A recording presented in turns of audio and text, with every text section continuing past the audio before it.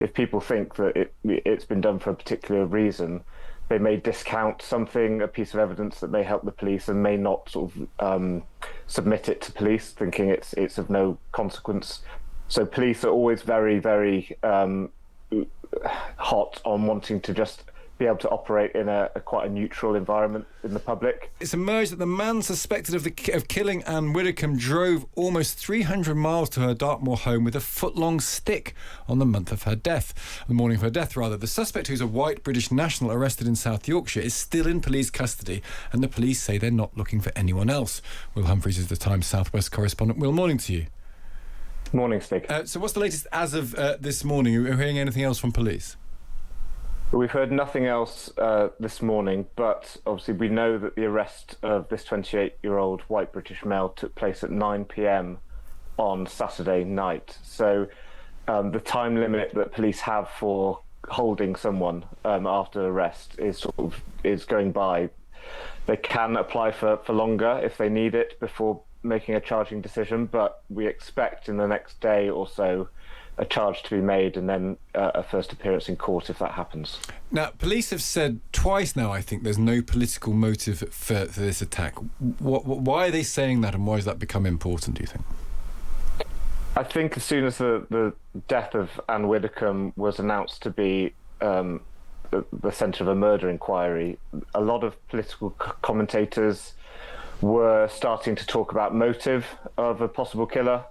And for any police inquiry, that's really sort of dangerous because it can affect how the public reacts to their investigations. If people think that it's been done for a particular reason, they may discount something, a piece of evidence that may help the police, and may not sort of submit it to police, thinking it's of no consequence. So police are always very, very hot on wanting to just be able to operate in a quite a neutral environment in the public. And that's why I think that they keep stressing repeatedly that they don't want public or online speculation about any motive. And yet that's not working, is it? Because we are seeing commentary from people, some people connected to reform, people more broadly on social media. I saw the Police and Crime Commissioner of the area say, go and speculate if you must in the pub with your mates. No one can stop you doing that, but they can stop you doing it in a public forum. Yeah, I mean, it's human nature. Whenever any of us hear a story like this privately, everyone will begin speculating about how it happened and why. But what the police don't want is it being done publicly to influence, wide groups of society who the police rely on to solve cases like this. They said at their press conference yesterday, explicitly thanking the people who had sent in more than 120 reports of information that had helped lead to the arrest, ultimately. And this is an investigation that took them away from the area all the way up to Rotherham, didn't it? So this will have involved information, you would imagine, from across the country.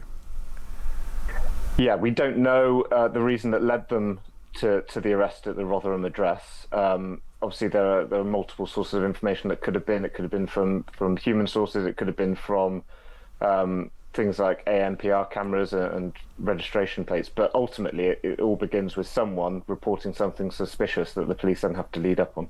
I know you've been in the area. What's the community response been like? Ann Widdecombe is one of those figures that everyone knows who she is. She achieved massive sort of cut-through popularity when it came to Strictly, very forthright. I think a lot of people have a fondness for her as well. She was very British, sort of very redolent of a certain type of Britishness. What's the reaction been like in the community? Yeah, I mean, from the people that I've spoken to and many others have spoken to in the village, she's a very well-loved local figure. She got involved with local causes, animal rescue centres. She was the honorary president of the upcoming summer show in the local village. But she was the character that I think most of us thought she was from her TV appearances. Yeah. People liked her, but she was forthright, and people talked fondly of them being lectured by her in the pub. She was a well-liked figure in the area. I bet she'd have put on a hell of a summer fete. You can imagine there'd be no backsliding when that thing was being organised.